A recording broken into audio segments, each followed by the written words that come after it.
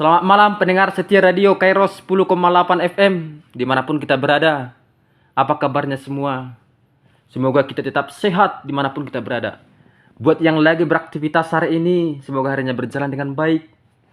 Hari ini dalam perjumpaan awal dalam pembukaan radio Kairos 10,8 FM dalam acara Bincang Kairos Malam bersama Gabriel Butar-Butar yang akan menemani saudara pendengar sekalian dalam 10-15 menit ini.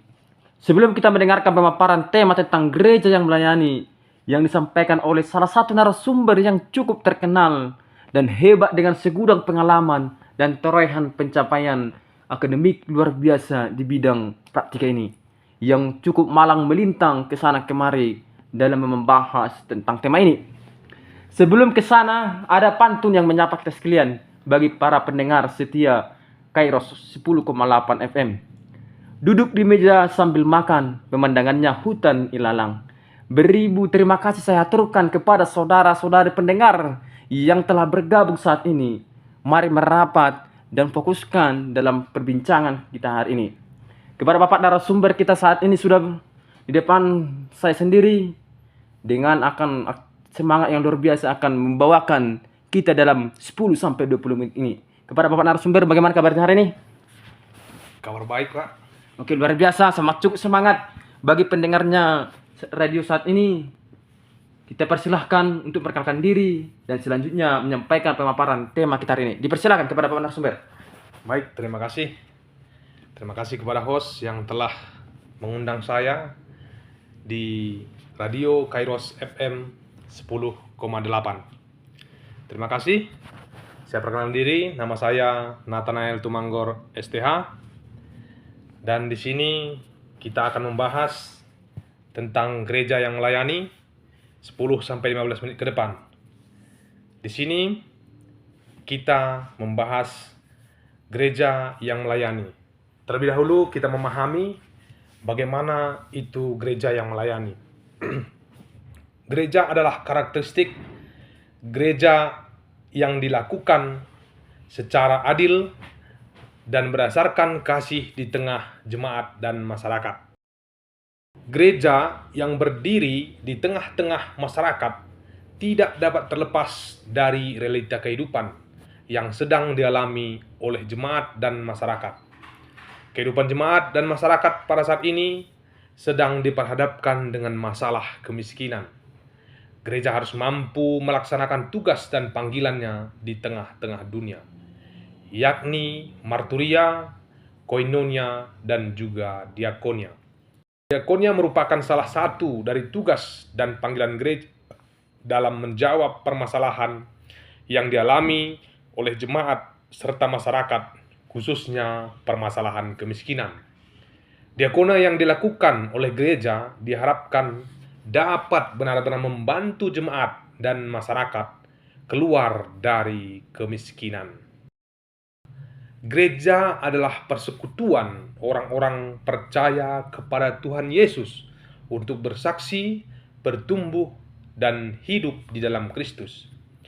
Jika ditinjau dari perspektif gedung, gereja adalah suatu wadah untuk mempersatukan orang percaya untuk memuji, bersaksi, dan mendengarkan firman Tuhan, yang dipimpin oleh pendeta dan anggotanya adalah jemaat. Jika ditinjau dari perspektif rohani, gereja adalah jiwa atau individu itu sendiri yang menyediakan hati terbuka untuk tempat berdiamnya Tuhan di dalam hati, sehingga dia memiliki iman dan relasi yang baik kepada Tuhan. Dikatakan gereja sebagai wadah atau ranah persekutuan orang percaya, itu berarti gereja bukan saja sebagai objek, namun juga sebagai subjek dalam menata persekutuan di dalam dan di luar gereja. Melayani dan istilah yang digunakan dalam Perjanjian Baru. Dalam Perjanjian Baru terdapat 6 kata untuk melayani, masing-masing dengan nuansa dari arti tersendiri, yang dalam terjemahan-terjemahan Alkitab kita pada umumnya diterjemahkan dengan kata melayani sebagai berikut. Yang pertama, diakonia. Secara harafiah, kata diakonia dimengerti sebagai memberi pertolongan atau pelayanan. Kata diakonia ini berasal dari Yunani, diakona yang berarti pelayanan, diakonen yang berarti melayani, dan diakonos yang berarti pelayan. Dari arti harafiah ini terungkap juga arti melayani sesama secara umum, yaitu sesama yang lebih rendah kedudukannya. Lalu yang kedua, dolen, yaitu melayani sebagai budak. Kata ini terutama menunjukkan arti ketergantungan dari orang yang melayani. Orang Yunani sangat tidak menyukai kata ini. Orang baru menjadi manusia jika ia dalam keadaan bebas. Perjanjian Baru mula-mula memakai kata ini dalam arti biasa, sesuai dengan keadaan masyarakat pada masa itu. Di samping itu, kata ini juga mendapat arti religius. Orang Kristen adalah budak Tuhan Allah atau hamba Kristus Yesus. Dalam Roma 1 ayat 1. Itu sesungguhnya merupakan suatu gelar kehormatan. Seorang Kristen tidak melakukan keinginan dan suatu gelar kehormatan dan rencananya sendiri, tetapi keinginan dan rencana Tuhan Yesus yang telah melepaskannya dari belenggu dosa dan dengan demikian sudah membebaskannya. Lalu yang ketiga, latrein, yaitu melayani untuk uang. Kata bendanya latria, pelayanan yang diupah. Juga dipakai dalam perjamuan dewa-dewa. Dalam terjemahan Yunani Perjanjian Lama, yaitu Septuaginta, kata ini terdapat kurang lebih 90 kali, pada umumnya untuk melayani Tuhan Allah dan pada khususnya untuk pelayan persembahan. Juga dalam Perjanjian Baru, kata ini menunjukkan pelayanan untuk Tuhan atau Allah atau dewa-dewa, tidak pernah untuk saling melayani manusia. Roma 12 ayat 1 menyebutkan logika latria, ibadah yang sejati, melayani Tuhan dengan tubuh, yaitu dengan diri sendiri dalam keberadaan, dan keberadaannya adalah ibadah yang sesungguhnya dalam hubungan baru antar Kristus dan manusia. Lalu yang keempat, liturgin, yaitu dalam bahasa Yunani digunakan untuk pelayanan umum bagi kesejahteraan rakyat dan negara.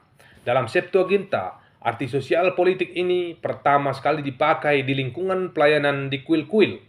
Dalam Perjanjian Baru, khususnya surat Ibrani, kata ini menunjukkan kepada pekerjaan imam besar, Yesus Kristus. Kemudian dalam Roma 15 ayat 27 dan 2 Korintus 9 ayat 12, kata ini dipakai untuk kolekte dari orang Kristen asal kafir atau suatu perbuatan diakonal untuk orang miskin di Yerusalem.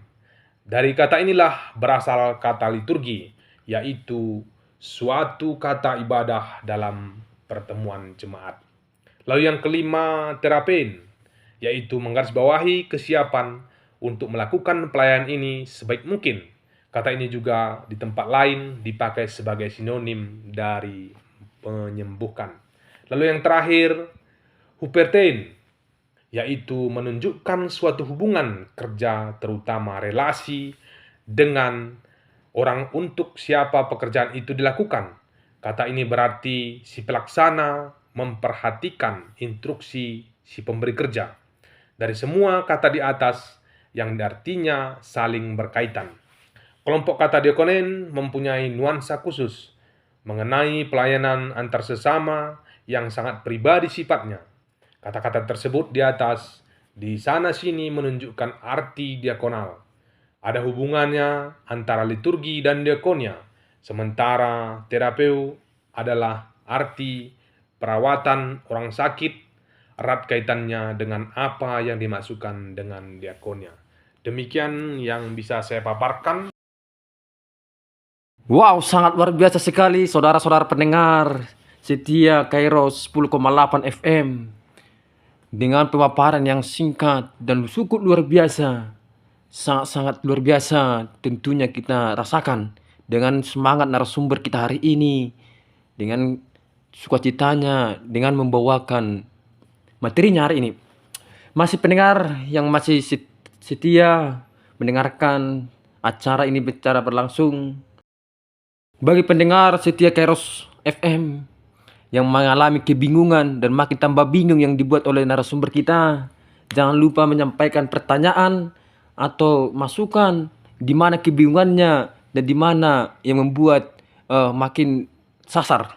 Karena awal dari sasar yaitu adalah menemukan alamat. Awal dari kebingungan adalah menemukan eh, jawaban dari narasumber kita hari ini. Yang mau menanyakan langsung kepada hari ini bisa menanyakan langsung kepada Bapak Nathanael Tumangger dengan nomor 0823 8686 2772. Ya, saya ulangi kembali, 0823 8686 2772. Sambil menunggu pertanyaan yang masuk dari pendengar Kairos FM, mari kita mendengarkan satu lagu yang berjudul Melayani Lebih Sungguh. Semoga terhibur dan kita kembali kepada segmen berikutnya.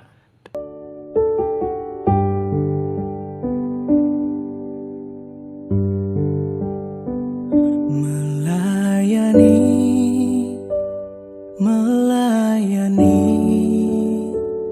lebih sungguh,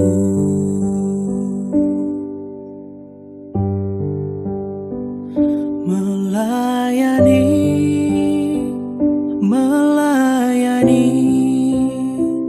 lebih sungguh.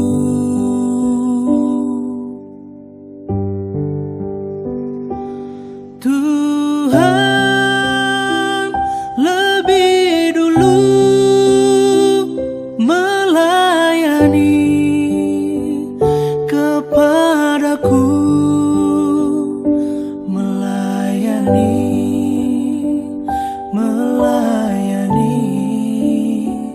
lebih sungguh.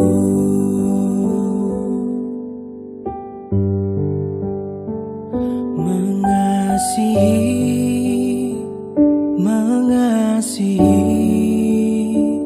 lebih sungguh,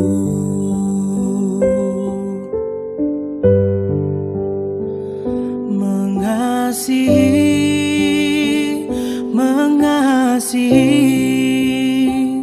lebih sungguh.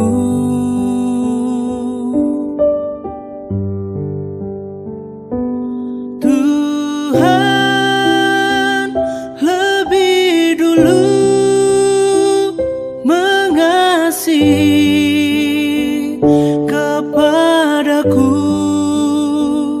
mengasihi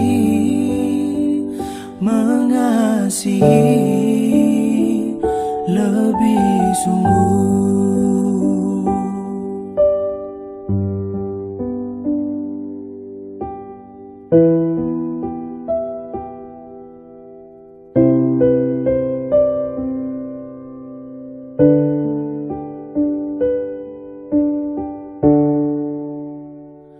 Mengampuni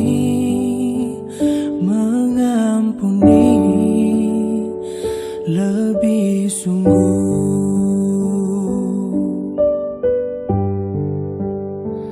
mengampuni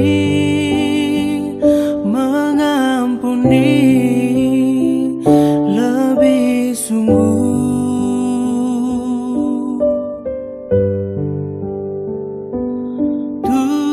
Tuhan lebih dulu mengampuni kepadaku,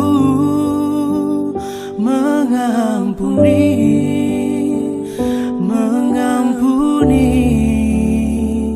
lebih sungguh,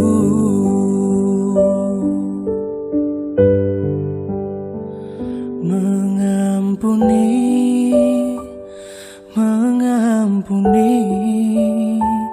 lebih sungguh.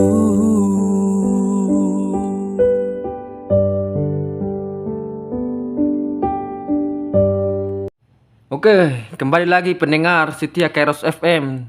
Tidak bosan-bosannya dan tidak jenuh-jenuhnya dalam acara kali ini kita masuk dalam acara sesi diskusi atau pertanyaan.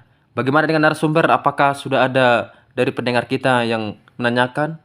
Untuk sampai sekarang belum ada, hanya sapa-sapa, selamat malam, salam, horas, itu aja yang sini. Belum ada kepada saudara host. Oke, kalau begitu kita rangkum hari ini atau kita awali dengan perbincangan kita hari ini tentang dari host sendiri, apa yang menjadi esensi diakona itu sendiri? Ya, mungkin bisa dijawab oleh narasumber. Baik, terima kasih. Apa yang menjadi esensi dari diakonia atau tugas panggilan gereja? Yang pertama, untuk melakukan diakonia atau pelayanan secara baik dapat diumpamakan sebagai membangun rumah di atas batu karang yang teguh. Melalui perumpamaan ini, Yesus menegur kita sebagai pendengar firman-Nya yang hanya pendengar tetapi tidak melakukan dalam kehidupan kita. Maka kita bagaikan seorang membangun rumah di atas pasir dan kemudian rumah itu akan roboh terkena hujan dan angin. Bila kita melakukan diakonia, maka kita ikut serta membangun pondasi yang kuat bagi gereja sebagai tubuh. Tanpa diakonia, pekabaran Injil oleh gereja menjadi abstrak. Ada hubungannya yang erat antara diakonia dan misi. Dan tanpa diakonia, maka misi tidak mempunyai perspektif. Diakonia harus dijalankan dalam rangka Missio Dei, yaitu kehadiran kerajaan Allah di dunia. Wilayah yang di dalamnya gereja berdiakonia adalah dunia yang penuh kontradiksi dan kompleks. Lingkup gereja tidak dibatasi oleh tembok dinding gereja, tetapi mencakup setiap sudut kehidupan, baik sosial, ekonomi, maupun politik. Lalu pengertian diakonia mencakup arti yang luas, yaitu semua pekerjaan dilakukan dalam pelayanan bagi Kristus di jemaat, untuk membangun dan memperluas jemaat, oleh mereka yang dipanggil sebagai pejabat dan oleh anggota jemaat biasa. Dalam diakonia secara luas ini terdapat tempat untuk diakonia dalam arti khusus, yaitu memberi bantuan kepada semua orang yang mengalami kesulitan. Mungkin itu yang bisa saya sampaikan. Oke, semakin tertarik ya makin dalam diskusi kita hari ini. Bagi pendengar, Bapak narasumber kita menanyakan bahwa tidak ada tembok dalam gereja atau pemisah atau jurang yang ini dalam menindaklanjuti pertanyaan itu. Jadi siapa yang menjadi sasaran diakonia menurut narasumber itu sendiri? Saya persilakan. Baik, terima kasih. Yang menjadi sasaran diakonia itu adalah satu-satunya memotivasi dan alasan pelayanan adalah kasih. Kasih yang tertanam dalam hati pengikut Kristus dan yang terungkap dalam perbuatan konkret karena didorong kuat oleh hati, tergerak oleh belas kasihan, dan selalu diikuti oleh perbuatan dan pertolongan konkret, baik bagi mereka yang berada di sebelah kanan atau sebelah kiri raja itu. Dalam Matius 25 ayat 31 sampai 46.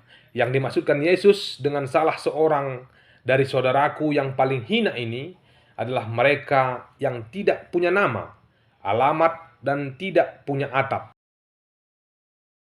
Berikut beberapa bidang yang menjadi sasaran diakonia dan diantaranya sebagai berikut. Yang pertama adalah diakonia bagi orang yang muda. Perlu sekali memberi perhatian pada bantuan orang muda yang mengalami krisis, perhatian untuk lingkungan rumah tangga, warung-warung kopi, kerja bakti, lingkungan, dan masalah pengangguran di antara kaum muda. Lalu, pemeliharaan orang lanjut usia sebagai tugas diakonal. Bersama-sama mereka memberikan bantuan pastoral. Para diaken dan sesama pekerja diakonia harus berusaha untuk mengintegrasikan para lanjut usia ke dalam jemaat dan masyarakat. Dari kata lain, Alkitabiah bahwa umpamanya para janda tua bukan hanya menjadi objek, tetapi juga subjek diakonia. Pelayanan orang sakit harus dipikirkan bentuk-bentuk kunjungan, pelayanan melalui telepon, pengiriman karangan bunga, pekerjaan sukarela di keluarga-keluarga dan rumah-rumah sakit. Mereka yang mempunyai penyakit kronis mudah sekali menjadi kelompok yang terlupakan. Lalu yang berikutnya, pemeliharaan orang cacat. Cacat yang dimasukkan dalam hal ini tidak hanya mereka yang cacat dari lahir dan cacat batin, tetapi yang juga cacat parsial atau roskam abing, seperti orang buta dan tuli. Untuk golongan ini, hendaknya diakonia kepada mereka dengan kekurangan-kekurangan fisik sedapat mungkin diarahkan kepada integrasi dalam hidup berjemaat dan bermasyarakat. Bantuan kepada semua yang menghadapi kesulitan hidup dan masyarakat. Mereka yang terbelakang, yang tanpa pekerjaan, orang-orang miskin baru, para pekerja dan upah yang sangat kecil. Itu mungkin yang bisa saya sampaikan. Terima kasih. Oke, sungguh luar biasa. Makin ditanyakan makin mencapai akhir ya, bagi seorang pelari menuju akhir finish, begitu juga kebungan ini mencapai dapat pengetahuan. Untuk mencapai akhir kebungan ini ada pertanyaan tentang apa yang menjadi strategi dalam gereja yang melayani itu sendiri. Bagaimana kira-kira Bapak narasumber menyampaikannya? Persilakan. Baik, terima kasih. Yang menjadi strategi dalam gereja yang melayani, yang pertama sekali ialah gereja yang berdiakonia. Seperti kita ketahui tadi bahwa diakonia itu berasal dari bahasa Yunani, yaitu diakonen. Diakonia merupakan salah satu tugas panggilan gereja, yakni melayani sesama. Karena itu, gereja melaksanakan pelayanan diakonia bagi jemaat. Di dalam kehidupan Kristen, kata pelayanan paling banyak dipakai di samping kata mengasihi. Akan tetapi, pelayanan pada umumnya ditunjukkan pada pelayanan kepada Tuhan. Pelayanan kepada Tuhan dalam hal ibadah dan doa. Singkatnya, ibadah hanya bersifat kerohanian yang biasa dilakukan oleh gereja dan kelompok-kelompok Kristen. Lalu, jemaat yang berdiakonia. Mengingat arti kata gereja tadi, bahwasanya kata gereja itu sendiri berasal dari kata Portugis, yaitu igreja, yang berakar dari kata Yunani kriake, yang artinya milik Tuhan. Adapun yang dimaksud dengan milik Tuhan adalah orang-orang yang percaya kepada Tuhan Yesus Kristus sebagai Tuhan dan Juru Selamatnya. Hal ini berarti tugas berdiakonia bukan hanya tugas gereja ataupun dalam bentuk gedung saja, melainkan jemaat juga harus berperan aktif, karena gereja bisa hidup tanpa gedung, tetapi tidak bisa hidup tanpa diakonia. Terima kasih. Wah, sungguh luar biasa atas pernyataan pendapat-pendapat yang diberikan narasumber.